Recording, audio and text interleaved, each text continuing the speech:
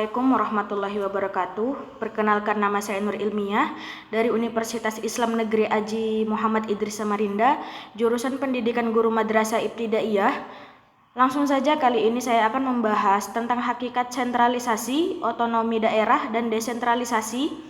Baik, yang pertama itu ada hakikat sentralisasi. Pasal 1 ayat 1 Undang-Undang 1945 menyatakan bahwa negara Indonesia ialah negara kesatuan yang berbentuk republik, dan adanya ketentuan pasal yang tadi saya sebutkan merupakan suatu kenyataan bahwa pendiri negara Indonesia telah menentukan sikap dan pilihannya bahwa negara Indonesia yang diproklamirkan pada tanggal 17 Agustus 1945 adalah negara kesatuan.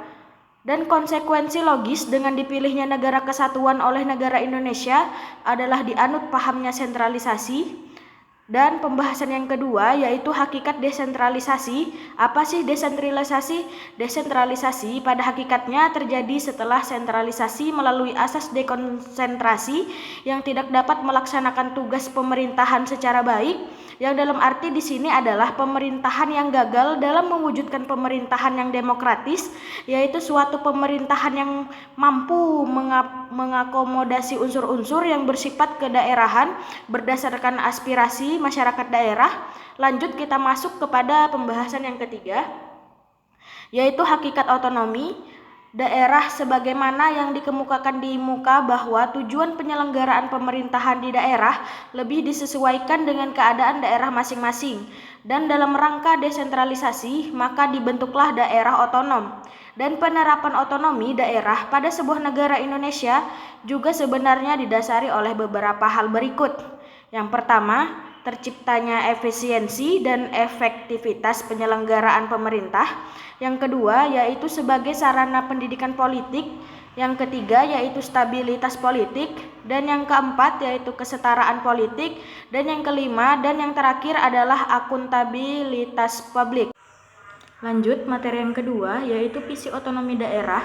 Otonomi daerah sebagai kerangka penyelenggaraan pemerintahan mempunyai visi yang dapat dirumuskan ke dalam 3 ruang lingkup, yaitu politik, ekonomi, dan sosial budaya. Nah, jadi visi otonomi daerah di bidang politik harus dipahami sebagai sebuah proses untuk membuka ruang bagi lahirnya kepala pemerintahan daerah yang dipilih secara demokratis, yang memungkinkan berlangsungnya penyelenggaraan pemerintah yang responsif terhadap kepentingan masyarakat luas. Dan yang kedua adalah visi otonomi daerah di bidang ekonomi mengandung makna bahwa otonomi daerah di satu pihak harus menjamin lancarnya pelaksanaan kebijakan ekonomi nasional di daerah. Dan yang terakhir yaitu visi otonomi daerah dalam bidang sosial dan budaya mengandung makna bahwa otonomi daerah harus diarahkan pada pengelolaan, penciptaan, dan pemeliharaan integrasi dan harmonisasi sosial.